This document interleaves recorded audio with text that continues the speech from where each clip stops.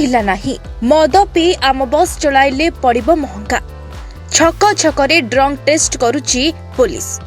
मुख्यमंत्री निर्देश पर ग्राउंड रे आरंभ होईछि एक्शन। एणिकी आउ अमानिया आम बस ड्राइवर को मिलिबनी आश्वस्ति।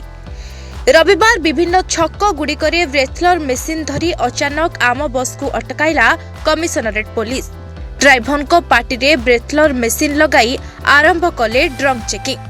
पुलिस को देखु देखु बस चालकों मध्य पशिगला छनका। जो ड्राइवर मद्यपान करी आम बस चलाउथिबे तांको विरोध रे हेबा एक्शन। एही प्रक्रिया आगकू जारी रहिबो बोली भुवनेश्वर डीसीपी सूचना दैछंती। अन्यपटे ट्रांसपोर्ट कमिशनर भुवनेश्वर मध्य चलुथिबा समस्त आम बस गुड़िकरे फिटनेस चेकिंग आरंभ करिसेंती। प्रथमे मास्टर कैंटीन ठारू राम मंदिर रास्ता रे जाउतबा आम बस रो चेकिंग करा जायछि। कोनोसी भूल परिलक्षित हेले सेही गाड़ी सह ड्राइवर को विरुद्ध रे कार्यानुष्ठान ग्रहण कराजिबो। एने ट्रांसपोर्ट कमिशनर सूचना दैछंती।